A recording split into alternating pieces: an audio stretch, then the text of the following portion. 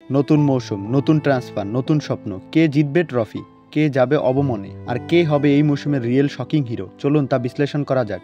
ইতিহাস, গৌরব আর উত্তেজনার নাম লিভারপুল ফুটবল ক্লাব। এমন এক ক্লাব যাদের হয়ে খেলে গেছে কিংবদন্তিরা, যাদের গ্যালারিতে শোনা যায় we will never walk alone, যেটা শুধু একটা গান না, এটা একটা অনুভূতি। চ্যাম্পিয়ন্স লিগ থেকে শুরু করে প্রিমিয়ার লিগ, লাল এই সাম্রাজ্যের নামই কাপে ইউরোপ ফুটবল ক্লাব। এইবার মৌসুমে লিভারপুল কি করতে যাচ্ছে?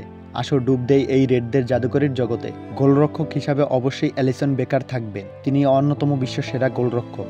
তার শট স্টপিং দক্ষতা, 1-1 পরিস্থিতিতে দুর্দান্ত পারফরমেন্স এবং বল পায়ে খেলার ক্ষমতা তাকে দলের জন্য অপরিহার্য করে তোলে। তার উপস্থিতিতে ডিফেন্সে অনেক আত্মবিশ্বাস দেয়। ভার্জিল ভ্যান ডাইক দলের অধিনায়ক এবং ডিফেন্সের স্তম্ভ। তার নেতৃত্ব, শারীরিক শক্তি এবং খেলার বুদ্ধি দলকে সংগঠিত রাখে। তার দীর্ঘ পাস এবং এরিয়াল দক্ষতাও দারুণ।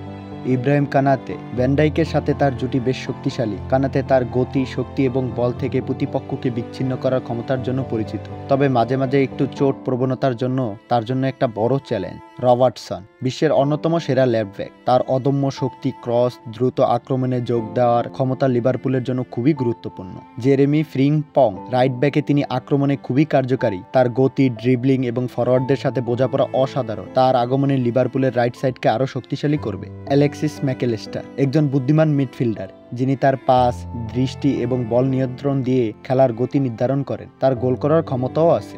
ডমিনিক সোবাসলাই মিডফিল্ডে একজন অ্যাটাকিং প্লেয়ার। তার লং শট, ফ্রি কিক এবং ক্রিয়েটিভিটি প্রতিপক্ষের জন্য বিপজ্জনক হতে পারে।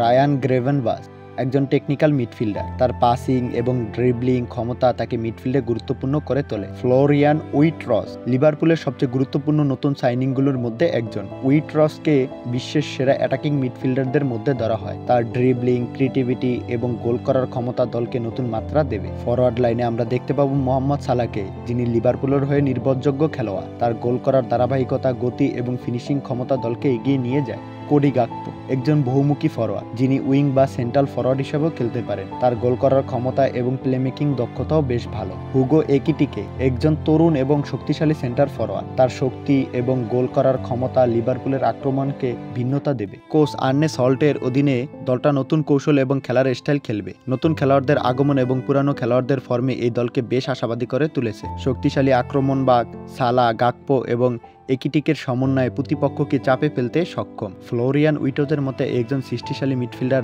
আক্রমণে নতুন প্রাণ দিবে। ভরসাপূর্ণ মিডফিল্ডে আছেন ম্যাকেলিস্টার, সোবাসলাই। উইটজের মতো খেলোয়াড়দের পরিস্থিতিতে মিডফিল্ড খুব শক্তিশালী। তারা আক্রমণ এবং ডিফেন্স উভয় ক্ষেত্রেই অবদান রাখতে পারে। এসব কারণেই এই মৌসুমে লিভারপুল প্রিমিয়ার লিগ এবং চ্যাম্পিয়ন্স লিগেও ভালো ফল করতে পারে। বিশেষ করে নতুন কোচ, নতুন খেলোয়াড়দের সমন্বয়ে যদি ঠিকঠাক হয়, তাহলে দলটি শিরোপা জেতার অন্যতম দাবিদারও হতে পারে।